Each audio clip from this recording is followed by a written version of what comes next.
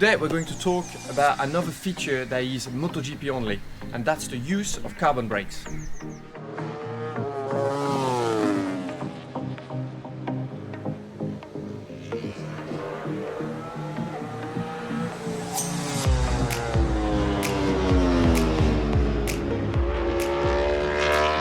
I'm going to describe to you what are the differences in between MotoGP carbon brakes and steel brakes that you can find on road bikes or on every race bike all around the world, like in World Superbike or World Endurance. How do they feel? Which ones are better and why? How much do they cost? This is carbon brakes versus steel brakes. So I've been riding both types of brakes for many years on and off now. With the MotoGP Suzuki GSX RR, I test and race with the carbon brakes. And with the Suzuki Yoshimura GSX 1000, that at the 8 hour of Suzuka, so the World Endurance Championship, this is with steel brakes, and also steel brakes with the road bike, the GSX 1000R.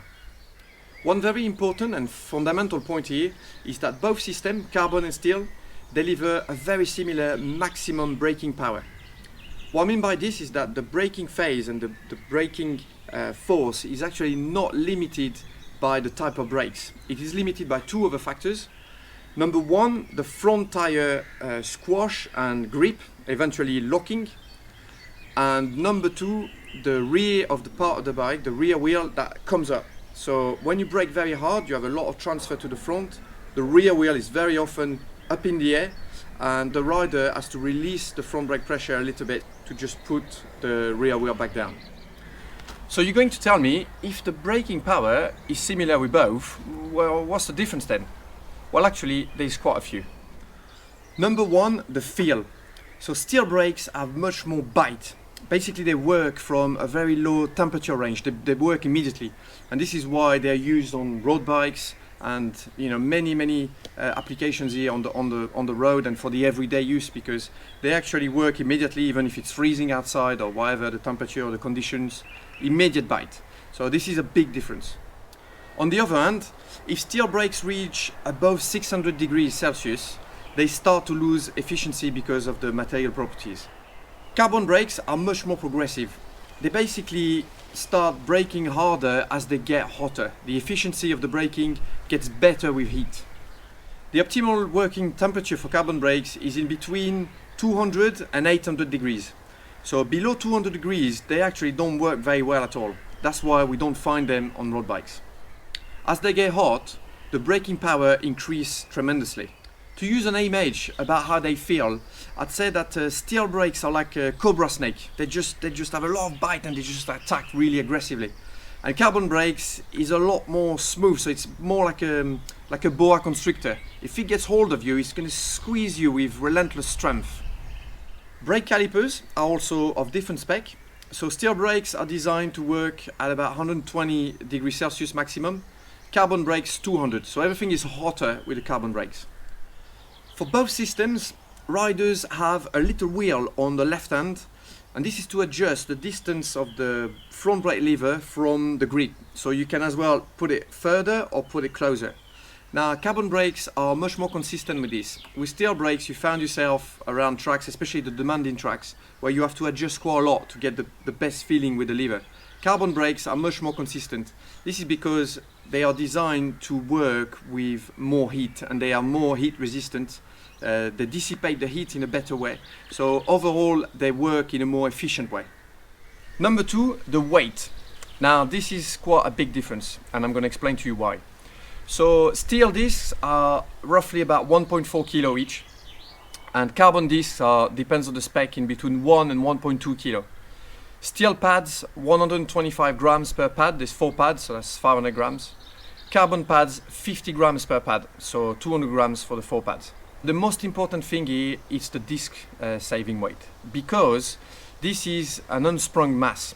So basically this means that the discs, they are rotating with the wheel, and this mass, because it's rotating so fast, is creating inertia into the corners. So if you can have this is why it's so important to have light wheels, and this is why the carbon discs make a big difference with the weight saving. You basically have, because you have less unsprung mass, you have less inertia going into the corners. So it's actually easier to stop the bike, and the bike is more efficient in the entry phases. It also helps with the feel on corner entry when there's bumps. The less inertia you have, the more planted and less like heavy the bike feels. It just feels better in the corner entry overall.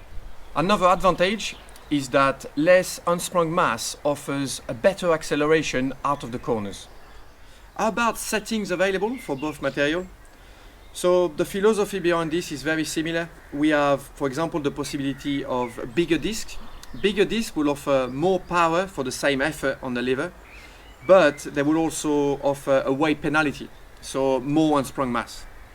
You can also have different thicknesses of disc. So the thicker your disc, the more heat resistant it will be. But again, you've got a penalty for the unsprung mass. The thicker disc will be heavier. Regarding the pads, this is really very much down to the rider. You can have pads with more or less bite, and this comes down to the preference of the rider. In MotoGP, the carbon discs are available in two diameters, 320 and 340. Now, the 340 ones offer more braking power, and nowadays most MotoGP riders seem to use it. An interesting fact to note is that in Motegi, that's the only track in the MotoGP calendar, but in Motegi the big discs, the 340s, are compulsory. This is because this track is very demanding on braking. We spend more than 32 seconds out of 1 minute 45 for the full lap under braking, under very heavy braking. Number 4, the price. Now in MotoGP, the price is set by rule. Any supplier has to supply a minimum dry weather package for the season for each rider. And the price is €70,000 plus VAT. So this includes 3 master cylinders, 6 calipers, 3 on each side, 10 discs and 28 pads. Now the reality is that it actually costs a lot more than that, because you need accessories, for example, when we ride in the wet or in cold conditions, and there's also the crash damage. Now carbon discs are very fragile, and every time we crash, even if it's a small one, they do not like the tarmac or gravel or anything like that. And if there is one chip on the disc, it basically has to be replaced. For comparison, a full braking system for World Superbike, so the top of the range steel brakes, cost about £6,000. That's for one set. So the cost overall for the year is going to be much smaller.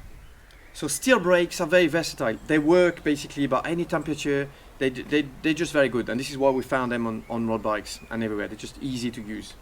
Now they do have some limitations if the brakes get very hot, so on very demanding tracks. They do not like the heat as much as the carbon brakes.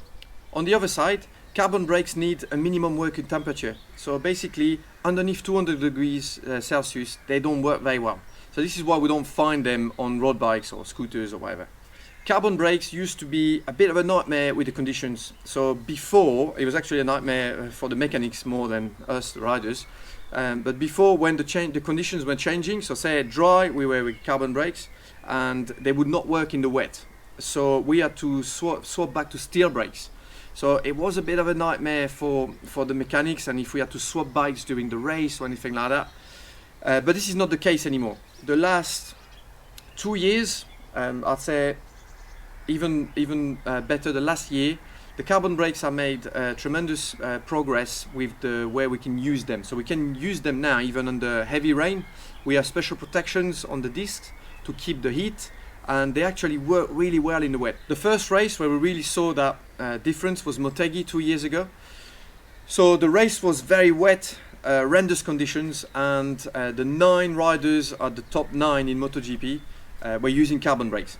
On some tracks, when it's a bit cold in the morning, we still have to use the protection as well to keep the heat. So for example, in Silverstone last year, or sometime in winter testing, first session, the air is still a bit cold. So we use the protection just to make sure that the temperature goes up in the discs as quickly as possible. Regarding this temperature, you have to be careful when you ride a MotoGP bike, because if you actually don't warm the discs up, you can get to the first corner and you take the brake and it's just like ice. If they're cold, they do not work at all. And we have seen actually quite a few rookies over the year, especially the first test in Valencia in MotoGP, where they get on the bike and they don't actually think about warming them up, and they get to Valencia, you come out the pits, and the first corner where you brake out, which is turn 2, is a very, very slow hairpin. So I think it was Oliveira last year. We saw him get there, take the brake, there's nothing there, so he panics, and that's what you do. You just panic, grab a lot of pressure, and the temperature comes up really fast, and that gives you so much braking power, and he nearly went and did a somersault. So the technique I use is every time when I come out the pit, I always, in the first straight, very gently obviously, but I always like kind of touch the brake, or I do it in the pit lane as well, like sitting in the pit lane, just using the brake. You see that sometimes we keep the gas and then use the brake as you keep the gas. This helps warming them and prepping the discs in temperature for the first braking. So steel brakes in racing, the discs last about 1,500 kilometers and the pads about 500. So basically you do 3 sets of pads before you have to swap the disc. Carbon brakes, the disc lasts about 1,000 kilometers and the pads about 800. So the conclusion, well, carbon brakes are better than steel brakes. I mean, the big issue up until not long ago was that carbon brakes would not work with wet or with cold temperatures. And now this is not the case anymore. They work everywhere and they offer the advantages in any conditions. So the advantages, well, number one is the less unsprung mass. Now this is really important. We have less inertia into the corners. It offers better handling of the bike, better accelerating out the corners. For me, this is the biggest advantage of the carbon brakes. The braking power is also applied more smoothly. We also have more braking power for the same amount of force applied to the lever. And the brake lever feeling is more consistent. So on very demanding tracks, the carbon brakes can handle the heat better. So your lever is more consistent and you don't have to adjust it so much during the race. The only disadvantage is the cost. They cost a lot of money, a lot more than steel brakes. This is why we don't find them in Moto2, in Moto3, in World Superbike, in World Endurance, is to control the costs. These rules, including the one of having carbon brakes in MotoGP, in my opinion make a lot of sense. I mean, controlling the costs for other categories is the right thing to do. And in MotoGP, you want to showcase what's best. The MotoGP bikes as well are very fast bikes. They're also very demanding in the braking zones because of the grip levels and because of the geometries of the bike. So using carbon brakes makes sense not only for the performance but also for the safety. That's it for today. I hope you enjoyed this episode about the brakes. Don't forget to tap the bell and subscribe to the channel. See you soon.